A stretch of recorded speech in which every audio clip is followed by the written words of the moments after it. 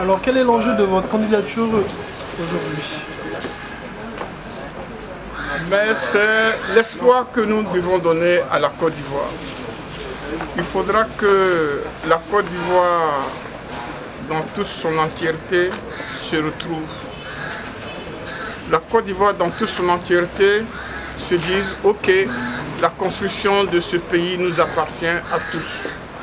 Il faudra que, dans la main et main dans la main, nous la construisons ensemble.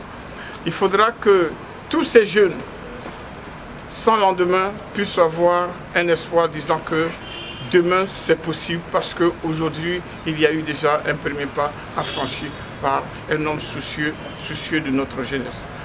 Il faudra que régulièrement, chaque fois, après chaque élection, il y a crise, il faudra qu'il n'y ait plus jamais crise, il faut qu'on réforme considérablement nos institutions.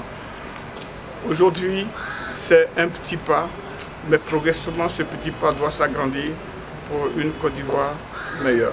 Merci beaucoup. Et comment comptez-vous y parvenir quand on sait la panoplie de méthodes qui a été employée par le président actuel? Quelle panoplie? Bon, on va parler par exemple, quand vous évoquez la question de la jeunesse, plusieurs fonds par exemple ont été mis en place pour aider à résoudre le problème de la question du chômage des jeunes.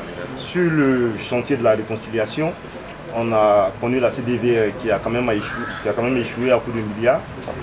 Bon, après, on a vu d'autres structures qui arrivent, mais c'est le statu quo. Quelle sera votre stratégie pour que vous apportez cette solution-là tant attendue par les Ivoiriens? Merci beaucoup. Je pense que l'heure n'est pas au programme, mais il faudra que vous sachiez que quand il y a une plaie qui est très très béante, il ne faut pas faire un simple pansement.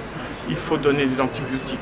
Et donc il y a beaucoup de choses à donner, mais c'est de l'antibiotique, ce n'est pas du paracétamol qu'il faut distribuer aux Ivoiriens. Vous serez ce guérisseur-là que les Ivoiriens attendent plus? Médecin. Médecin. C'est médecin, je ne suis pas un guérisseur. Okay. Maintenant, il faut aussi savoir que les Ivoiriens ont besoin d'être rassemblés. On croit qu'on ne peut pas de façon permanente créer une animosité entre nous. C'est fini. 2010, c'est terminé. Il faudra qu'on se dise pourquoi pas. Parce que la résignation, c'est un abandon total, néfaste pour l'être humain.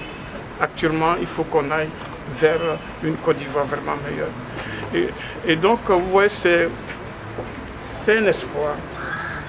Aujourd'hui, vous assistez à l'histoire nouvelle qui prend pied, qui prend les oreilles, qui prend les yeux devant vous. Donc, je suis optimiste, restez optimiste. Parce qu'on dit, tant qu'il y a la vie, il faut qu'il y ait l'espoir.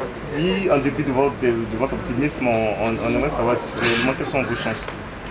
Ma chance? Croyez-vous que je n'ai pas de chance?